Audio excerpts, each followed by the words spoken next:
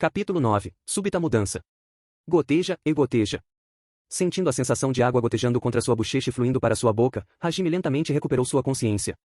Enquanto pensava que isso era impossível, ele lentamente abriu seus olhos. Eu estou vivo? Eu estou salvo? Enquanto se levantava cheio de dúvidas, sua cabeça bateu no teto baixo do buraco. Oxi! Apenas nesse momento ele se lembrou que esse buraco que ele criou só tinha aproximadamente 50 centímetros de altura. Hajime levantou sua mão para o teto, planejando continuar a transmutá-lo para aumentar a altura. Contudo, ele tinha acabado de notar que o que entrou em sua visão era apenas um braço trêmulo. Hajime ficou momentaneamente confuso. Um momento depois ele se lembrou como perdeu seu braço esquerdo. Nesse instante, ele sentiu uma inacreditável dor em seu braço esquerdo inexistente. Mas isso era apenas uma alucinação. Hajime abaixou sua cabeça abatido e por reflexo pressionou o resto de seu braço esquerdo. Entretanto, ele percebeu que o ferimento onde seu braço foi arrancado não tinha mais carne exposta nem sangue. Ele estava curado. Por quê? E ele estava sangrando tanto. Apesar de não conseguir enxergar no escuro, Hajime tinha certeza que ele estava em um mar de sangue. Essa quantidade de sangue perdida normalmente mataria qualquer um. Usando sua mão direita para investigar os arredores, a sensação escorregadia contou que o sangue ainda não tinha secado. Confirmando que o sangue que não estava seco era de fato de seu ferimento, Hajime julgou que ele não ficou muito tempo inconsciente. Enquanto Hajime estava tentando entender a recuperação de seu ferimento, outra gota de água caiu em sua bochecha e entrou pelo canto de sua boca. O momento que ela entrou em sua boca, Hajime notou que sua força se recuperou um pouco. Sem chances, e isto é? Hajime aguentou a dor fantasma enquanto ele levantava seu braço direito para o lugar de onde as gotas estavam vindo e usou a transmutação. Ele transmutou de forma instável e avançou. A fonte inesperada deu líquido que estava pingando vinha das rochas e parecia ser capaz de recuperar até o poder mágico. Ele não exauriu seu poder mágico, não importava o quanto ele transmutasse. Sem descansar, Hajime estava respirando com dificuldade enquanto ele continuava a usar a transmutação em busca da fonte de água. Pouco tempo depois, havia um aumento significativo na quantidade que fluía do misterioso líquido.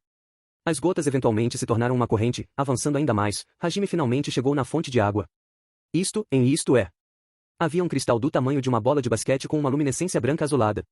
O cristal estava enterrado no meio de algumas rochas, gotejando água de sua extremidade inferior. Era uma pedra misteriosa e fascinante. Um brilho azul ainda mais escuro que o da água marinha era a melhor forma de descrever a cor dessa pedra. Hajime ficou instantaneamente fascinado, esquecendo de sua dor. Poderia ter sido dependência ou talvez atração, mas Hajime alcançou e colocou sua boca diretamente na pedra. A dor em seu corpo e a neblina em sua mente foram eliminadas, até sua fadiga desapareceu. Como esperado, a razão por trás da sobrevivência de Hajime era o líquido que escorria da pedra.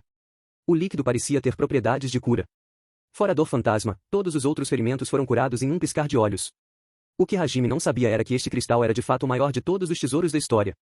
Chamado de cristal divino e reconhecido como um já perdido mineral lendário, os cristais divinos são formados pelo fluxo de poder mágico na imensidão da Terra através de milhares de anos que se acumulavam coincidentemente em um mesmo lugar. Ele era a cristalização do poder mágico.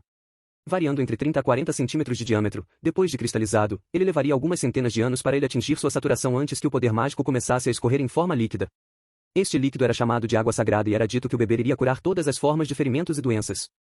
Mesmo ele não tendo a habilidade para regenerar partes do corpo, as lendas diziam que beber ela constantemente poderia lhe dar a vida eterna e ela poderia mesmo ser chamada de remédio da imortalidade.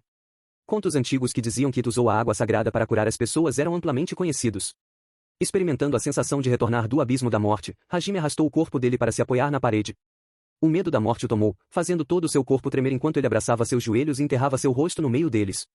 Tanto seu coração quanto seu corpo estavam completamente quebrados, ele não tinha mais nenhuma energia para escapar. Se o que fosse direcionado a ele não fosse hostilidade nem malícia, mas sim uma mão amiga, ele ainda teria uma chance de se recuperar. Contudo, o olhar do urso de garra curvada estava fora de questão, ele só via Hajime como alimento, eram os olhos de um predador. Estando no topo da cadeia alimentar, ele dificilmente veria humanos como uma ameaça. Aqueles olhos, combinado com o fato de ter seu braço devorado, quebraram o espírito de Hajime. Alguém, me salve. Ali, no fundo do abismo, as palavras de Hajime nunca alcançariam ninguém. Depois de algum tempo, Hajime estava agora deitado de lado no chão, curvado como um feto. 4 dias se passaram desde o colapso de Hajime. Todo esse tempo, Hajime mal se moveu, sobrevivendo apenas com as gotas da água sagrada. Contudo, beber a água sagrada por tanto tempo tinha suas limitações. Apesar de ele ser capaz de sobreviver, ele não era capaz de saciar sua fome. Ele não morreria, mas Hajime estava agora sofrendo com uma imensa fome e a dor fantasma de seu inexistente braço esquerdo. Como eu acabei deste jeito? Esta questão passou por sua mente incontáveis vezes nesses últimos dias. Ele não conseguia dormir devido à dor e à fome, que eram curadas ao erguer sua cabeça e beber a água sagrada, mas depois de se recuperar, ele iria mais uma vez experimentar uma nova sensação de dor e de fome. De novo e de novo ele iria adormecer e perder sua consciência, apenas para ser acordado pela dor e pela fome, então ele iria beber a água sagrada para escapar da realidade. O corpo dele estava afogado na agonia. Quantas vezes isso aconteceu? A repetição entre um sono curto e o despertar cruel. Antes que ele notasse, Hajime parou de beber a água sagrada. Ele inconscientemente escolheu o caminho mais fácil para acabar com seu sofrimento. Se eu tenho que continuar sofrendo assim, e eu poderia apenas. Seus pensamentos murmuraram enquanto sua consciência se perdia dentro da escuridão mais uma vez. Outros 3 dias se passaram e a já controlada fome atacava de novo. A dor fantasma esteve-o torturando incessantemente, destruindo seu espírito. A insuportável dor que ele sentia era a mesma de alguém arranhando sua ferida. Por que, e eu ainda não estou morto, Depressa, depressa, eu não quero morrer.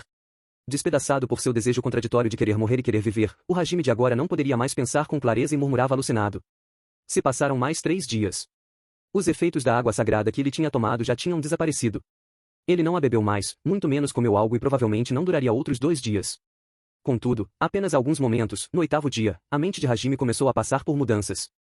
Alterando entre seu desejo de morrer e o de viver, ele determinadamente esperou que essa tortura infernal terminasse, mas uma escuridão ainda mais tenebrosa tomou conta dele. Essa substância sombria fluiu pelas rachaduras causadas por todo o medo e a dor, corroendo os pensamentos mais profundos da mente de Hajime. Por que eu tenho que sofrer tanto? O que eu fiz para merecer isso? Por que eu tenho que receber esse tratamento? Por qual motivo? Deus me sequestrou sem razão, e um colega me traiu, e um coelho me menosprezou, e aquilo comeu meu braço.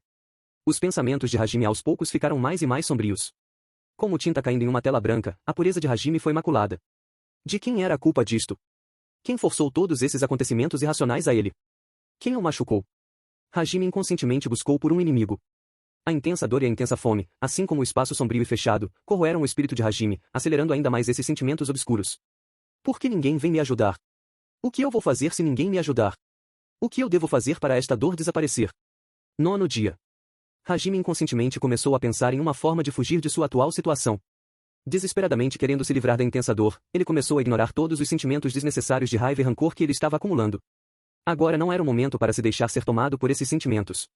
A dor que ele estava enfrentando não foi amenizada pela degradação de seu coração.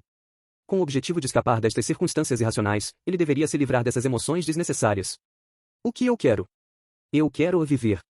Quem está te impedindo? O inimigo está interferindo. Quem é o inimigo?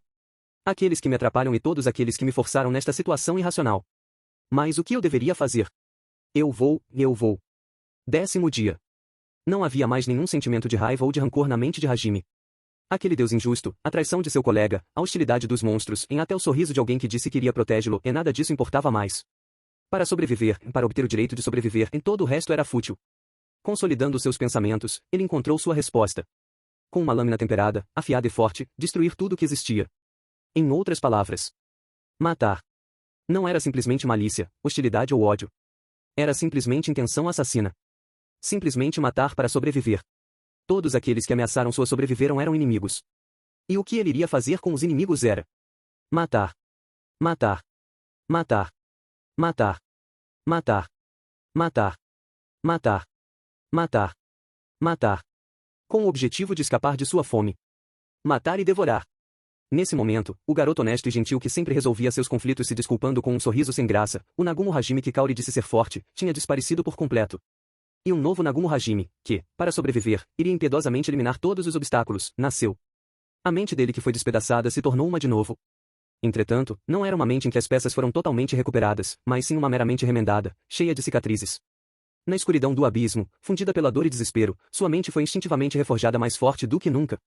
Hajime lutou para mover seu corpo completamente enfraquecido, lambendo a água sagrada que se acumulou nos últimos dias no chão como se fosse um cachorro. Mesmo que ela não curasse sua fome ou a dor fantasma, a vitalidade retornou para seu corpo. Com olhos brilhantes, Hajime limpou sua boca molhada e um sorriso destemido apareceu em seu rosto, revelando seus caninos. Era uma representação perfeita da súbita mudança. Hajime se levantou.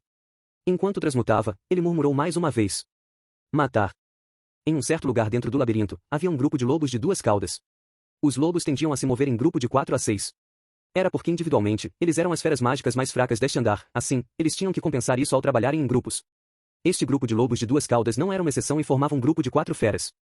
Enquanto estavam atentos a seus arredores e se moviam sob a cobertura das paredes, eles procuravam por um bom local de caça. O método de caça básico dos lobos era a emboscada. Depois de vagarem por um tempo, os lobos de 2 caudas encontraram um lugar satisfatório para caçar e se esconderam separadamente em 4 cantos diferentes, debaixo da sombra das rochas. Em seguida vinha a espera pela presa. Um deles deslizou para o meio de uma rocha e a parede para esconder sua presença. Enquanto esperava por sua presa, ele repentinamente sentiu uma sensação de desconforto. Como a cooperação era essencial para a sobrevivência dos lobos de 2 caudas, eles tinham uma forma própria e única para se comunicarem.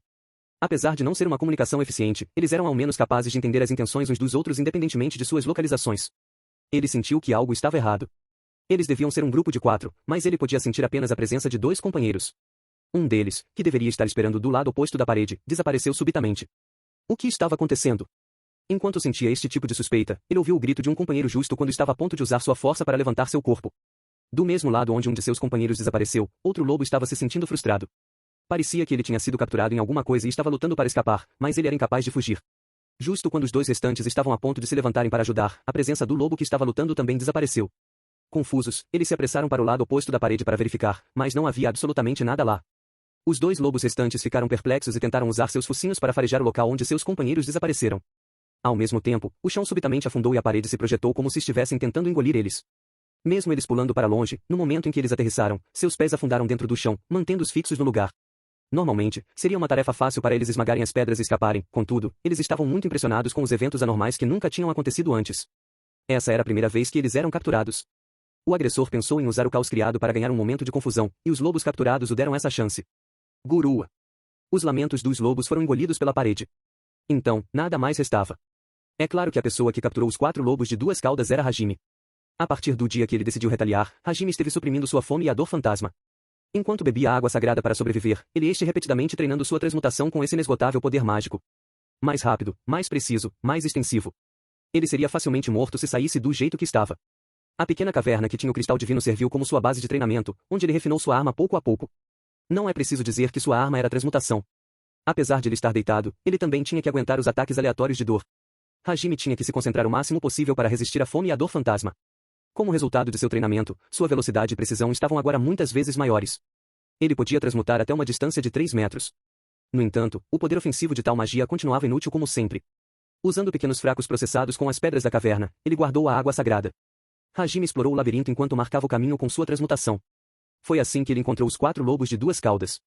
Perseguindo o grupo de lobos, houve alguns momentos em que ele quase foi descoberto, mas todas as vezes, ele foi capaz de escapar dentro das paredes usando a transmutação. Esperando pelo momento em que os 4 lobos se separariam para preparar a emboscada, ele transmutou a parede e sua armadilha estava preparada. O que? Eles ainda estão vivos? Bem, minha transmutação tem quase 0 de ataque.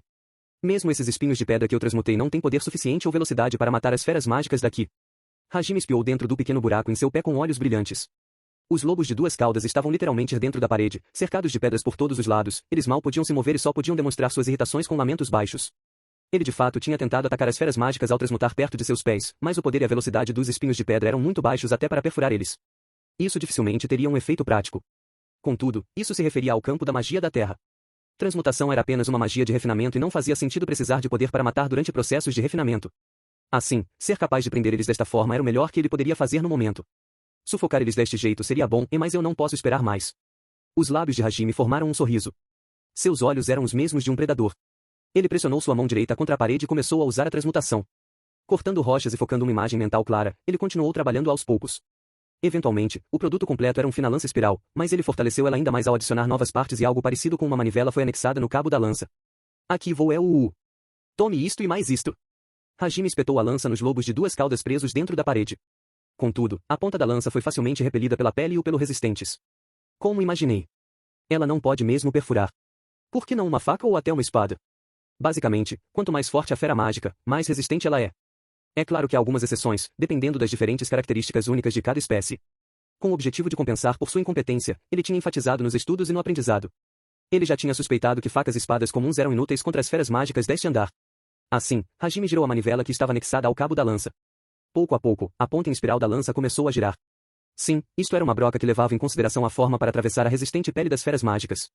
Desesperadamente girando a manivela enquanto adicionava o peso de seu corpo na lança, pouco a pouco, a ponta da lança começou a perfurar a pele do lobo de 2 caudas. Gurua! O lobo de 2 caudas gritou. Isso dói. Ou você quer que eu me desculpe? Eu estou fazendo isto para sobreviver.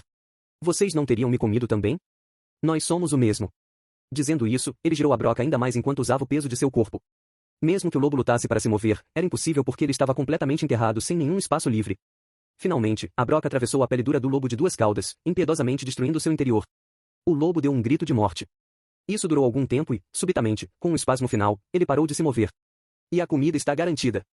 Sorrindo com alegria enquanto ele exterminava os outros 3 lobos usando o mesmo método, Hajime usou a transmutação para recuperar as carcaças dos lobos de 2 caudas, e enquanto estava limitado a apenas uma mão, ele esfolou a pele deles. Motivado por sua fome, ele começou a comer. Notas. 1. A luminescência é a geração de luz sem calor. 2. A água marinha é uma gema mineral com cor que varia do verde azul a azul claro. O Brasil é o maior produtor, mas esta gema é encontrada um pouco por todo o mundo. 3. A dor fantasma é a dor que é percebida em parte do corpo que foi removida ou amputada cirurgicamente ou após trauma. É comum em pacientes no pós-operatório, isto é, após amputação da perna, o paciente a sente como se o membro ainda estivesse presente. Ela pode ocorrer em quase todos os pacientes após uma amputação. Continua no próximo capítulo.